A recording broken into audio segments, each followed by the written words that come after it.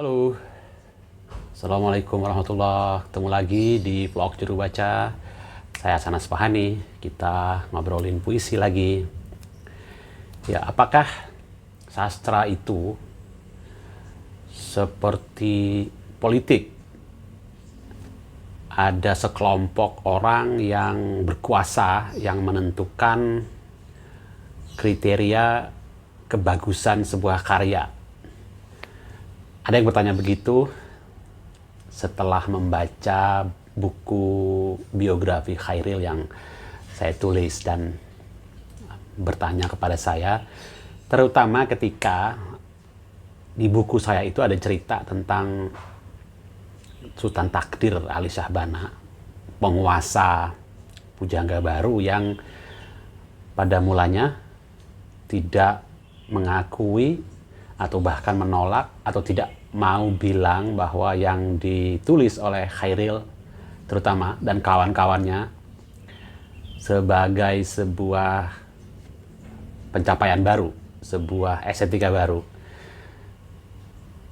Jadi seolah-olah itu berulang pada kehidupan sastra kita pada hari ini misalnya. Saya menjawabnya begini, harus dibalik cara memandangnya, cara melihatnya gitu. Siapapun yang datang belakangan memang harus datang dengan semangat perlawanan, baik sebagai perlawanan perorangan atau perlawanan secara komunitas atau berkelompok seperti dilakukan oleh Chairil dan kawan-kawan, Asrul Sani, Rifai Afin dan kawan-kawan itu gitu.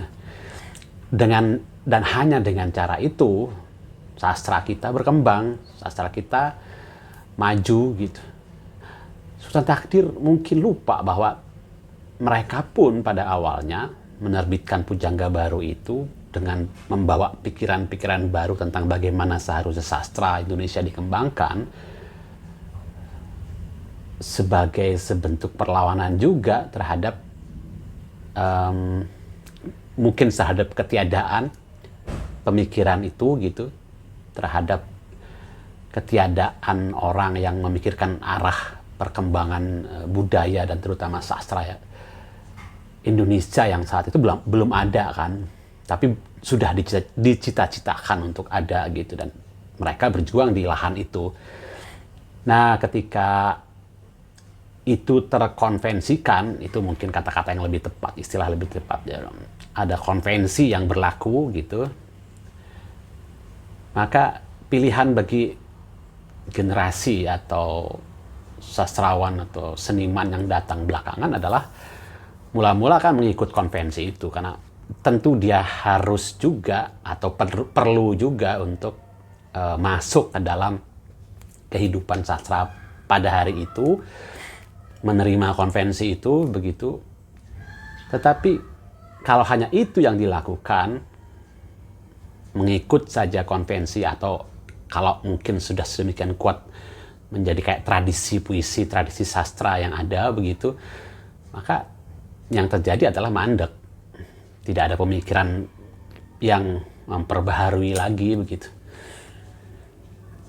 Generasi sebelumnya atau generasi tua begitu, kalau tidak juga memperbaharui diri, puas dengan pencapaian atau merasa ada sebuah pencapaian yang mereka lakukan dan karena itu mereka mendapat tempat atau menjadi besar atau punya nama, kalau tidak memperbaharui ya dia juga jadi jumut kan, dia jadi beku, dia tidak, kalau dia bertahan mempertahankan atau menolak kebaruan baru, dia mengkhianati perjuangannya sebenarnya kan. Dulu dia menawarkan atau berusaha membawa kebaruan.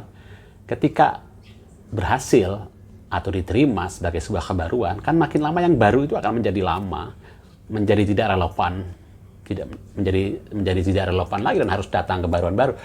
Kalau tidak mereka sendiri yang memperbaharui, ya ada generasi baru, tenaga-tenaga baru yang datang yang menawarkan kebaruan atau yang membuat perubahan baru. Dengan cara itu sastra jadi berkembang gitu, sampai kapanpun gitu.